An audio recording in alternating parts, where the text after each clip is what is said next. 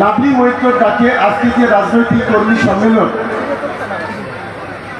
এই সম্মেলনে সভাপতিত্ব করছেন, সঞ্চালনা করছেন আমাদের প্রিয় বিধায়ক অরুন্ধতী মৈত্র। মঞ্চে উপস্থিত হয়েছেন, এইমাত্র আমাদের মধ্যে উপস্থিত হয়েছেন আমার অত্যন্ত শ্রদ্ধেয় নেতা, রাজ্য মন্ত্রিসভার অন্যতম সদস্য, পশ্চিমবঙ্গ সরকারের ক্রীড়া, যুব এবং বিদ্যুৎ দপ্তরের মাননীয় মন্ত্রী শ্রী অরূপ বিশ্বাস মহাশয় আমাদের মধ্যে উপস্থিত হয়েছেন। আমি সবাইকে বলবো অরূপদার জন্য একটা করতালি দিয়ে অভিনন্দন জানাবে। আমাদের মধ্যে উপস্থিত হয়েছেন পশ্চিমবঙ্গ সরকারের মাননীয় মন্ত্রী, আমার শ্রদ্ধেয় নেতা, রাজ্যের পরিবহন দপ্তরের প্রতিমন্ত্রী শ্রী দিলীপ মণ্ডল মহাশয়। আমাদের মধ্যে উপস্থিত হয়েছেন আমাদের ডায়মন্ড হারবার এবং যাদবপুর জেলা তৃণমূল কংগ্রেসের সভাপতি, আমার খুবই শ্রদ্ধেয় মাননীয় শ্রী সুভাষী চক্রবর্তী মহাশয়। আমাদের মধ্যে উপস্থিত আছেন দীর্ঘদিন ধরে এই জেলার মাটিতে যিনি সবচেয়ে বেশি মিটিং মিছিল থেকে শুরু করে বিভিন্নভাবে অংশগ্রহণ করেন, এই জেলার আইএনটিটিসি সভাপতি আমাদের শক্তিদা, তিনি আমাদের মধ্যে উপস্থিত আছেন। আমাদের মধ্যে রাজপুর সোনারপুর পৌরসভার চেয়ারম্যান পল্লবদা থেকে শুরু করে আমাদের সিনিয়র লিডার, আমাদের পিতৃতুল্য মানুষ, রাজপুর তৃণমূল কংগ্রেসের সভাপতি, টাউন তৃণমূল কংগ্রেসের সভাপতি শিবুদা আছেন।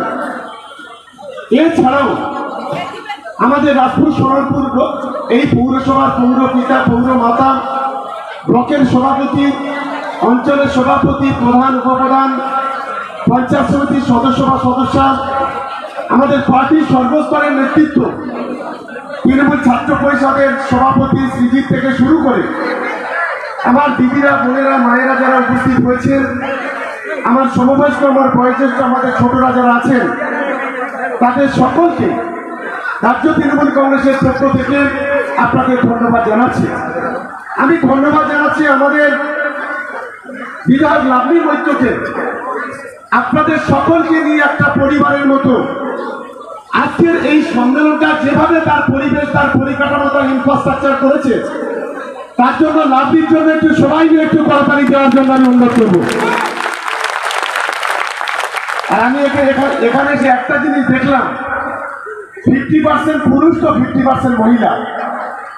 এটা খুবই ভালো লাগছে যে একটা রাজনৈতিক দল তখনই শক্তিশালী হয় যখন মায়েরা, বোনেরা রাস্তায় নামে, রাজনৈতিকভাবে, গণতান্ত্রিকভাবে যখন লড়াই করে, তখন বিরোধীদের কর্মীদের শেষ বেরের কাজে ঢুকে যায় সেই এলাকায়। এটা আজকের এই সম্মেলন অন্তত সেটাকে প্রমাণ করেছে। আমি শুধু আপনাদের কাছে কয়েকটি কথা বলে শেষ করবো। এখানে আমাদের অরুণদা থেকে শুরু করে দিলীপ যারা আছে তারা বক্তব্য রাখবেন। গোটা বাংলা জুড়ে একটা সার্কাস হচ্ছে, আর সেই সার্কাসের মেন নায়ক আমাদের দেশের প্রধানমন্ত্রী। গত কদিন ধরে আমরা দেখছি তিনি ডেলি প্যাসেঞ্জারি করা শুরু করেছেন। ঠিক যেমন 2021 সালে বিধানসভা নির্বাচন, সেই নির্বাচনের আগে আমরা দেখেছিলাম দেশের প্রধানমন্ত্রী এই বাংলাতে 20টি সভা করেছিলেন। দেশের স্বরাষ্ট্রমন্ত্রী অমিত শাহ, তিনি এই বাংলায় যত 5 স্টার, 3 স্টার, 7 স্টার হোটেল ছিল, ভারতবর্ষের মন্ত্রিসভার সদস্যদের নিয়ে সমস্ত হোটেলগুলো বুক করেছিলেন। আমরা দেখেছিলাম গোটা দেশে 26,000 বিজেপির ক্যাডার, আরএসএস এর ক্যাডাররা 6 মাস আগে লেজ কম্বল নিয়ে তারা এই বাংলাতে নেমে পড়েছিলাম। লক্ষ্য ছিল একটাই, বাংলায় তৃণমূল কংগ্রেসকে দুর্বল করতে হবে। মমতা বন্দ্যোপাধ্যায়কে তৃতীয়বারের জন্য মুখ্যমন্ত্রী হতে দেওয়া যাবে না। তৃণমূল কংগ্রেসের কর্মীদের কালিমালিপ্ত করতে হবে।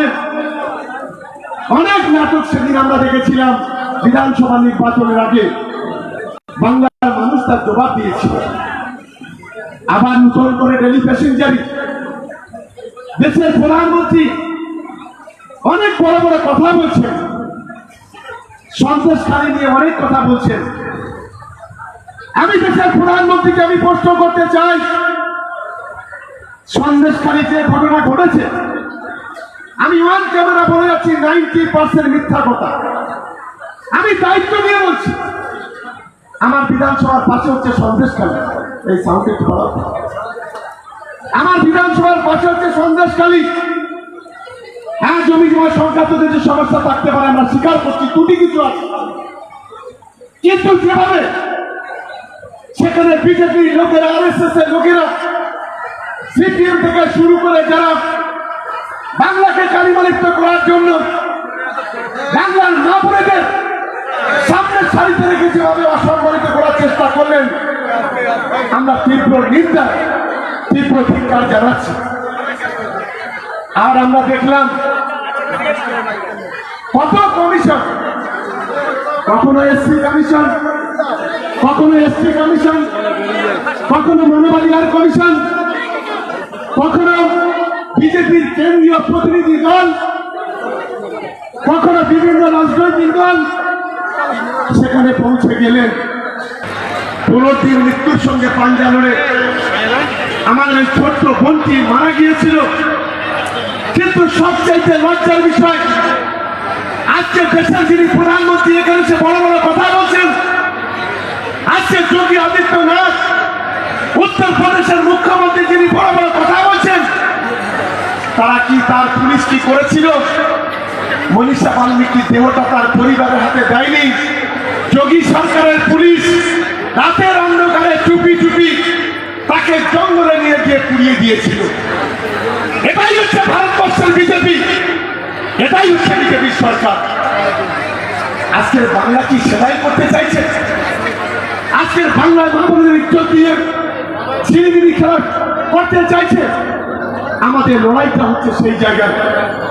তাই আমি আমার মা বোনেদের কাছে অনুরোধ করব, আমার তৃণমূল কংগ্রেসের কর্মীদের কাছে আমি অনুরোধ করতে চাই, 2024-এর লড়াই 10 তারিখে ব্রিগেডের জনগর্জন সভা আমাদের প্রমাণ করে দিতে হবে ব্রিগেডের মাঠে যে তৃণমূল কংগ্রেস ছাড়া বাংলার মাটিতে অন্য কেউ নেই।